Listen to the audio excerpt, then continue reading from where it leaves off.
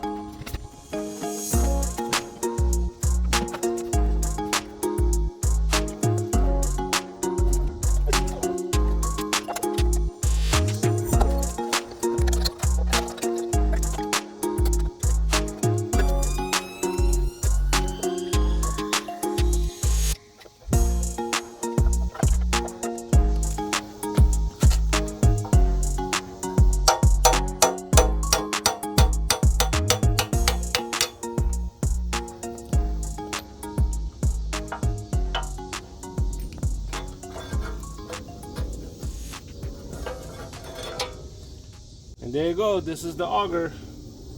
Now it's finally free.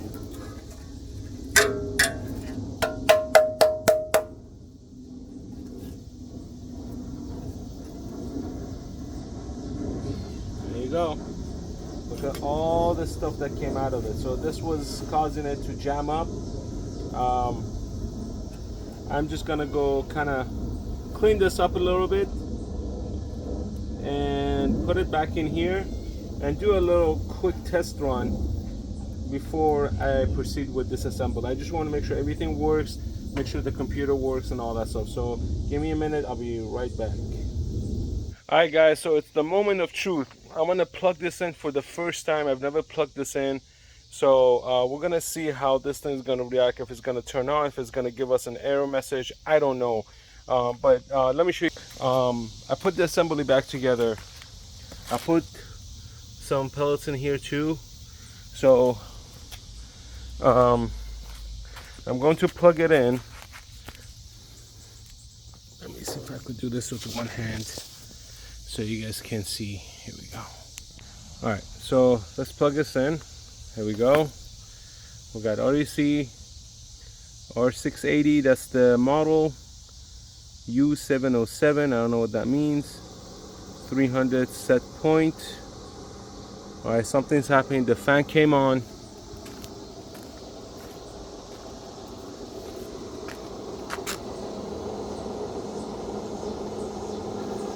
Auger just kicked in.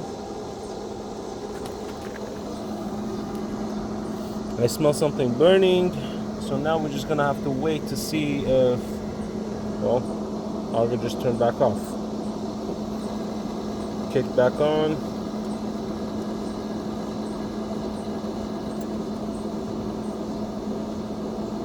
I guess it's gonna do this slowly, piece by piece. I'm gonna wait until some of the pellets kind of drop in here and be right back. So it's probably gonna take a few minutes.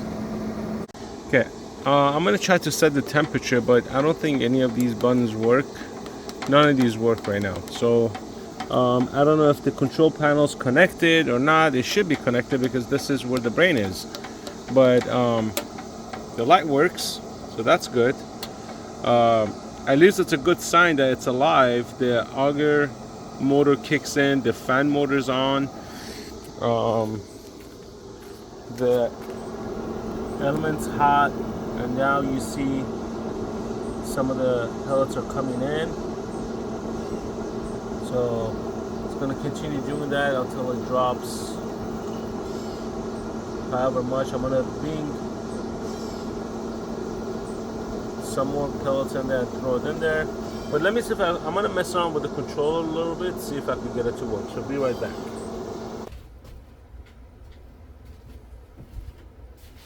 Okay, so I took out the controller. There's a lot of rust spots here, which I'm going to clean with this contact cleaner, WD-40 contact cleaner. Hopefully I could get all the rust and everything out, clean everything up, and maybe the buttons will start to work. So I brought the whole controller here so I could hook everything up, see if this thing turns on and all that stuff, and see if I could actually make the controller work and go from there. So let me take these screws off,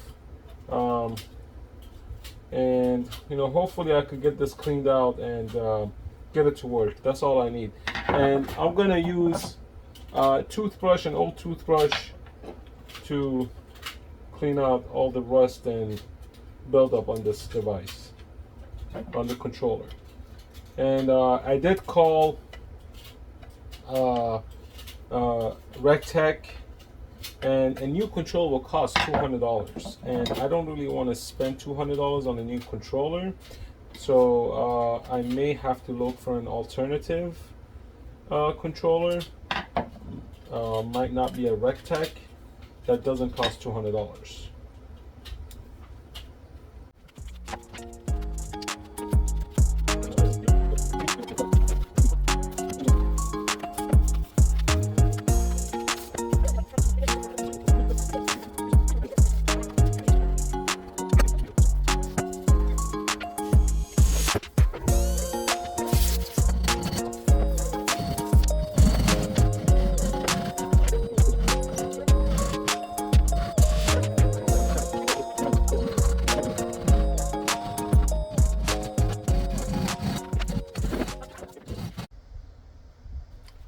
Alright, so I cleaned this thing up, I put it back together, I hooked up all the wires. This is for the light right here. All the connections are in. So now we're gonna plug it in. Okay, I need to see if I'm still gonna be able to turn this on and see if I could get this thing to work, the controller. I did call RecTeq customer support. I asked them if they have any of this controller. They said they don't. The new replacement controller is $200. So I did reach out to the marketing department to see if they're willing to sponsor a controller to me, but they have not gone back to me. So it's been about a week. I haven't heard back from them, so I'm assuming they're not gonna do it. So we're gonna try to salvage this thing. I'm gonna try to salvage this thing, see if I can make this work. So let me plug it in. Let me see what this thing is gonna show. I'm hoping something is gonna work.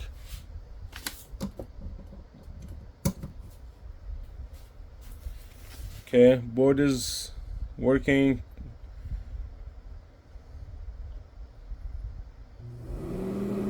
Okay, now I'm getting error 1.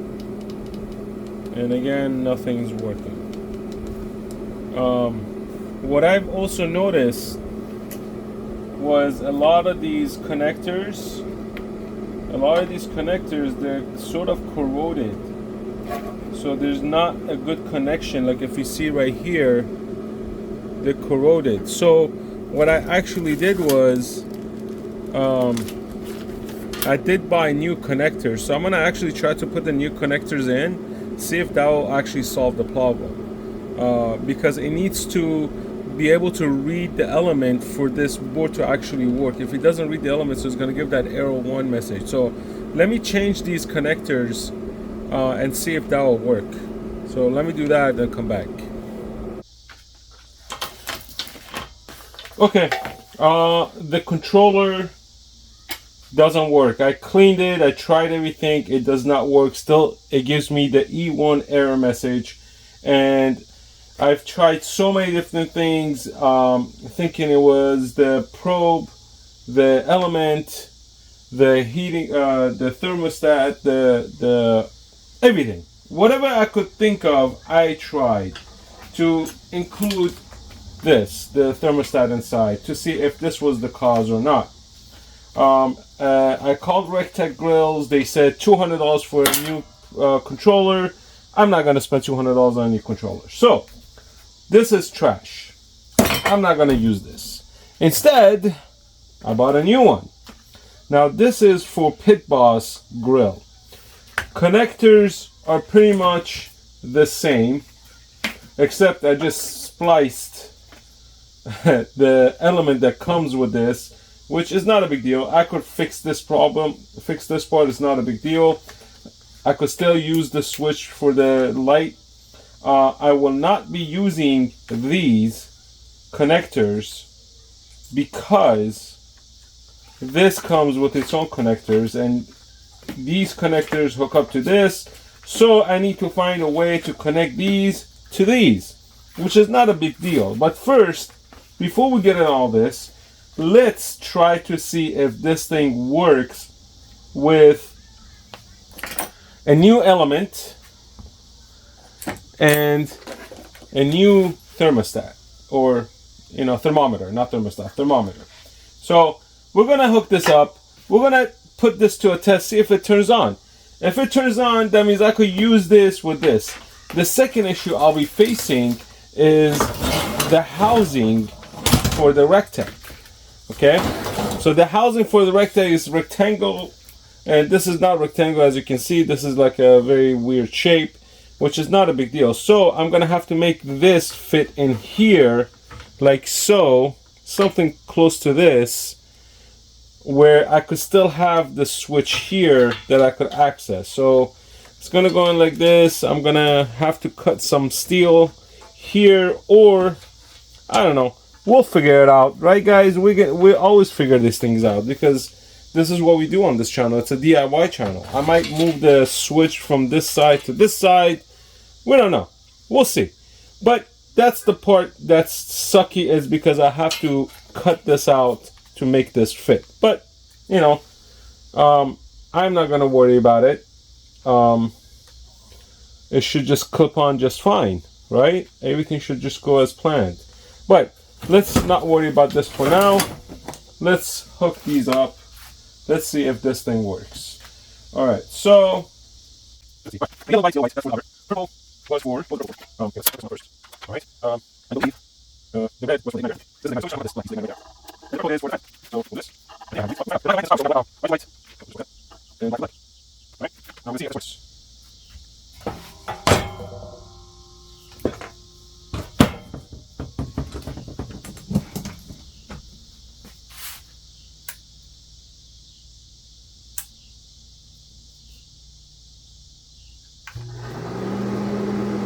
Look at that! It turned on. I'm going to do 300. Let's see if the element turns on.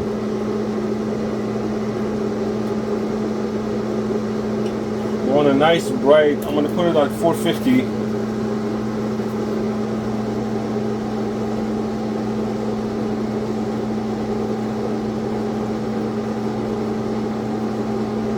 The auger is moving.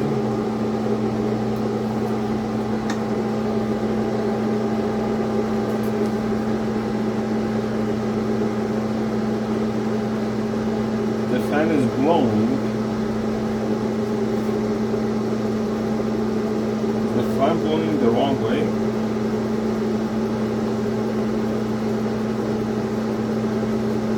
Oh, I feel heat from the element. No, there's sufficient amount of blow in here. Alright guys, So in theory, this should work. It's working. The element that's on, the original element that came with this, it's on. I can feel the heat. I have the thermometer here, or whatever you want to call it. I don't know, whatever you want to call it. So because there's no fuel in here, nothing's catching on fire, and I don't want to put any wood in here or like pellets in here to have it to catch on fire, because I don't want to do it right now. But the air is blowing. It's not as hard as I thought it was going to blow. There's more air blowing this way than it is this way. So I want to know if this part, if I switch this the other way, it's gonna blow hot air this way. So let me try that, because I need to figure that part out too.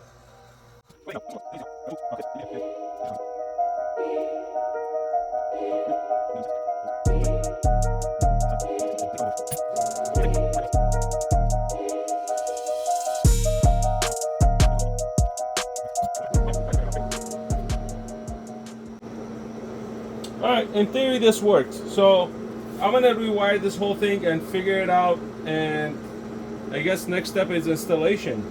I want to paint these. I'm gonna actually show you guys how I'm gonna cut this out. The housing for the control, so I can put this controller in here. So stay tuned for that. Hey guys, so I took the controller board off, which was on this side. I cleaned the inside off. As you can see, a lot of the paint is peeling off from the heat, moisture. There's a lot of rust on this thing, as you saw. So I am going to power wash this thing as much as I can. I'm going to try to peel off as much as I can, let it sit for like a day or two, and let the rust kind of sit in, or like, you know, lift up the paint as much as I can before I get to the next step. And this is what I got out of the pan, the inside of here. So thank God it's not too hot outside today, so I'm gonna get started. I'm gonna get this thing power washed and see how much more I could get this cleaned out. So stay tuned.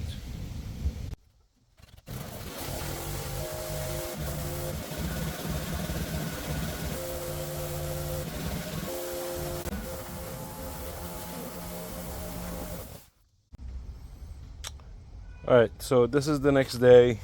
As you can see, everything is dried off. You see a lot of peeled areas, a lot of rust, so that needs to be cleaned out. I'm gonna try to reseal the top area with paint, but not the I'm also gonna seal it, but I'm not gonna scrape off all the paint down here, because to be honest, it's not gonna be worth it. It's gonna continue to peel anyways. But what I'm gonna do is I'm gonna give it a quick sand and primer it, then paint it with grill paint. So maybe I'll put 2 coats on here. So, but I'm gonna have to remove the paint on the lid.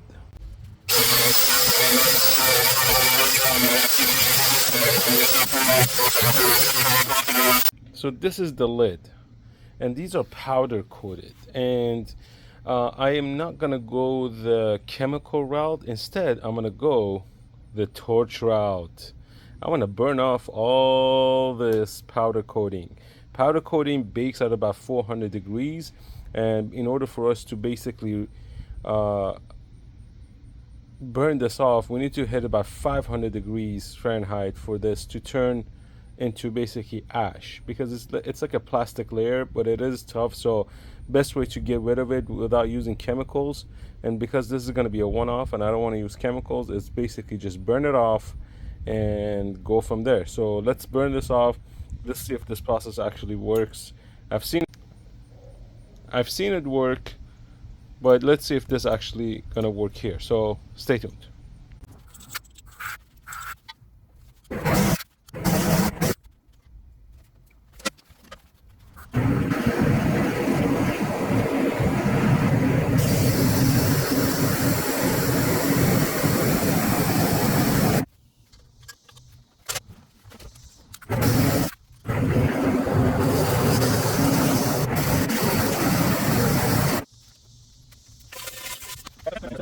So burning it off actually worked. Um, so this is how you remove powder coating off of an item. Make sure you're in a safe place. You don't have anything flammable. I was not in a safe place. This is the only place I have that has rocks. Um, I did have some collateral damage, which was some vinyl siding. Thank God didn't catch on fire. But again, make sure you're in a safe place. Make sure you're not on asphalt because the asphalt is going to catch on fire. Make sure you're on somewhere that's either concreted or somewhere hard or somewhere elevated that it's not going to catch on fire. Maybe if you have steel horses that you could, not the actual horses, but you know what I mean. Um, Somewhere elevated or hanging from somewhere that the heat is not going to melt it or burn it. Anyways, so I'm gonna do one more piece, and then it looks like it's gonna rain here, so I'm gonna try to remove that from here so it's not under the rain. You don't want it to be cooling down because it could cause the lid to warp, and I don't want that thing to warp because once it's warped, we're screwed. So we're just gonna let it sit. It's gonna cool down on its own. It takes about an hour, hour and a half maybe. But I'm gonna remove it, put it somewhere that's not gonna be wet. So yeah. So stay tuned until the next piece of assembly part that's gonna be put together. Basically, I'm gonna show you guys how I'm gonna get this lid prepared, paint it, and then we're gonna go to assembly phase. Stay tuned.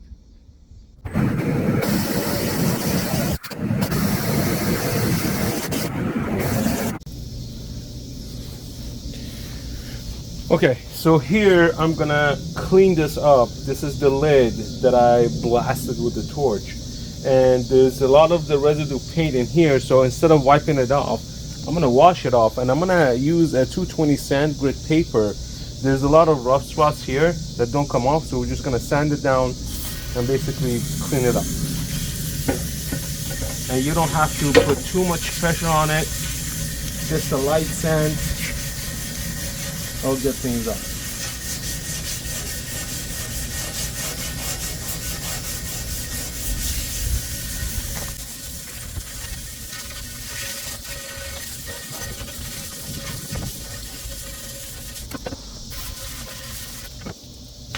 All right, one thing you want to do, you want to quickly dry this off and get it painted as soon as possible, because this is now bare metal, and the more you leave it outside, the more it's going to be exposed to the natural habitat or like moisture, so it's going to start rusting again. So you could blast it quickly with some heat, get it dried off, and get it ready for paint.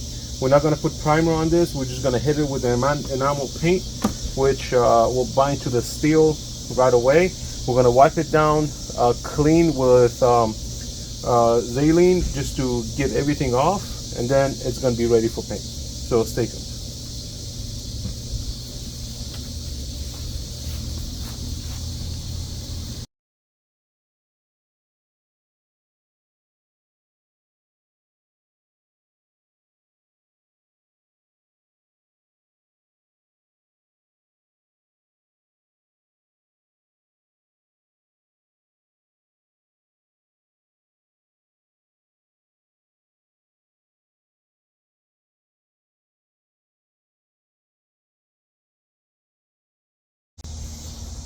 Okay, we're gonna use Xylene, which is it thins epoxies and enamels. This is just after the sanding and the abbreviation, just give it a little more cleaning to basically help the paint adhere to this. So, and you see these spots, we can't fill these up, so it's gonna show one way or another. This is just to basically sort of refurbish this top, just to give it a nice clean look as much as we can.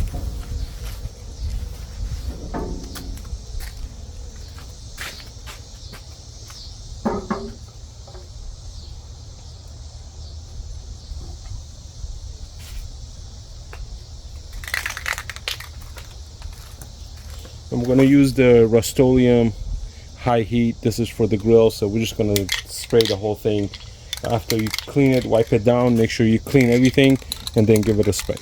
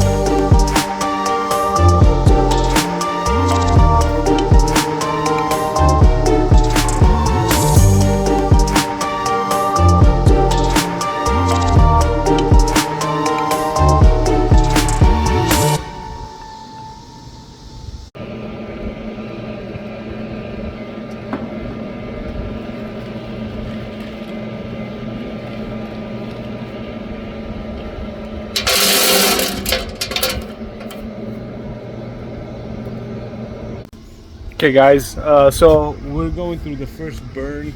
I'm gonna basically cook this smoker. I have it at 475, which is the highest temp you could put this on. I just started the smoke on it, so as you can see, the smoke's coming out. So we're gonna have this go up to 475, and hopefully everything will function the way it's supposed to function. Keep it at 475 for about an hour or so, and then bring it down to 250, and then just shut it off. And the rest is history. We're gonna use this. We're gonna smoke some stuff with it, and go from there. So if you haven't subscribed to the channel, go ahead and hit that subscribe button. Let me know what you think. The Frankenstein grill, the Frankenstein smoker is complete. So peace out.